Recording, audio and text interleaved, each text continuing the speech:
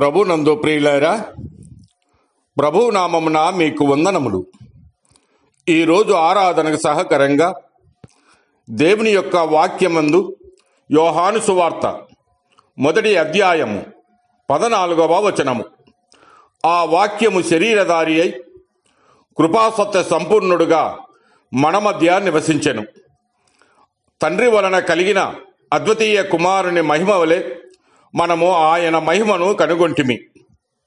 గమనించండి ప్రియులారా, మన ఆరాధనకి యోగ్యుడైన దేవుడు మానవుడుగా శరీరమును ధరించుకొని ఈ భూలోకమునకు వచ్చెను. అనగా క్రీస్తు పుట్టుక అనున్నది దేవుణ్ణి మానవుని యొద్దకు తెచ్చింది. అయితే మనిషి దేవుని యొద్దకు వెళ్ళాలంటే క్రీస్తు శిలువ తప్పనిసరి. అయితే కొన్ని విషయాలు మనము ఆలోచన చేద్దాం. మొదటగా క్రీస్తు ఎలా వచ్చాడనేది ప్రశ్న. యోహాను సువార్త 1వ అధ్యాయము 14వ వచనములో శరీరధారిగా వచ్చాడు. అనగా ఆయన ఇంతకు మునుపు శరీరము లేనివాడు. మరి ఎలా ఉన్నాడు అంటే తిమోతిలకు రాసిన 1వ పత్రిక 6వ అధ్యాయము 16వ వచనములో సమీపింపరాని తేజస్సులో ఆయన మాత్రమే వసించుచు అమరత్వము గలవాడై ఉన్నాడు. అనగా సమీపింపరాని తేజస్సు కలవాడు అనగా ఎవడనూ చూడలేడు. అనగా కోటి సూర్యకాంతి కలిగినవాడు. అందుకే ఆయన శరీరము కలిగినవాడుగా మన యొద్దకు శరీరముతో వచ్చాడు. తిమోతిలకు రాసిన 1వ పత్రిక 3వ అధ్యాయము 16వ వచనంలో సశరీరుడుగా అనగా పవిత్రమైన శరీరముతో ఆయన ఈ లోకమునకు వచ్చాడు. అలాగనే రెండవ విషయాన్ని ఆలోచన చేస్తే ఆయన ఎందుకు వచ్చాడు? ఆయన మనలను ప్రేమించాడు గనుక.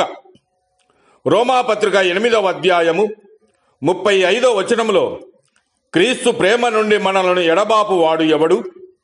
శ్రమ అయినను, బాధ అయినను, హింస అయినను, కరువు అయినను, వస్త్రహీనత అయినను, ఉపద్రవమైనను, ఖడ్గమైనను మనలను ఎడబాపునా? ఎందుకంటే మన పాపాలు మనలను దేవుని యొద్దకు రాకుండా అడ్డుగా ఉన్నవి. మన స్థితి, మన గతి మనము గమనించినప్పుడు మనం ఎలాగ ఉన్నామంటే రోమాపత్రిక 5వ అధ్యాయము 6 నుంచి 8 వచనాలు గమనిస్తే మనం ఇంకా బలహీనులమై ఉండగా క్రీస్తు యుక్తకాలమున భక్తిహీనుల కొరకు చనిపోయెను. నీతిమంతుని కొరకు సహితము ఒకడు చనిపోవుట అరుదు. మంచివాని కొరకు ఎవడైనా ఒకవేళ చనిపోవ తెగింపవచ్చును. అయితే దేవుడు మన ఎడల తన ప్రేమని వెల్లడిపరుస్తూ ఉన్నాడు. ఎట్లనగా మనమింకనూ పాపులమై ఉండగానే క్రీస్తు మన కొరకు చనిపోయెను. ఎందుకనగా ఆయన మనలను ప్రేమించాడు. యోహాను రాసిన 1వ పత్రిక 4వ అధ్యాయం 19వ వచనములో ఆయనే మనలను మొదట ప్రేమించాడు. మనము దేవుణ్ణి ప్రేమించుతామని కాదు, తానే మనలను ప్రేమించి మన పాపములకు ప్రాయశ్చిత్తమై ఉండుటకు తన కుమారుణ్ణి పంపెను. ఇందులో ప్రేమ ఉన్నది. తానే మనలను ప్రేమించి మన పాపములకు ప్రాయశ్చిత్తము చేయుటకు వచ్చాడు. ఎందుకంటే దేవుడు నిన్ను ఎంతగానో ప్రేమిస్తూ ఉన్నాడు. ఆయన ఒక జాతికి, ఒక మతానికి దేవుడు కాదు. అందరి కొరకు వచ్చాడు, అందరి కొరకు ప్రాణము పెట్టాడు.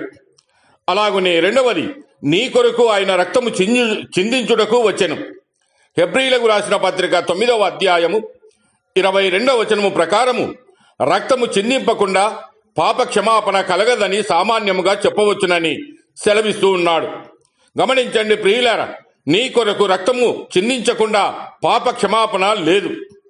అయితే హెబ్రీలకు రాసిన పత్రిక 9వ అధ్యాయము 12వ వచనం ప్రకారము మేకల యొక్కయు కోడల యొక్కయు రక్తముతో కాక తన స్వరక్తముతో ఒక్కసారి పరిశుద్ధ స్థలములో ప్రవేశించెను. గమనించండి ప్రియులారా, మన కొరకు ప్రాణము పెట్టినటువంటి ఆ ప్రభువుని ఈ ఉదయకాల సమయంలో మనం ఎంతగానో ఆరాధిద్దాం. దేవుడు మిమ్మల్ని దీవించి ఆశీర్వదించును గాక.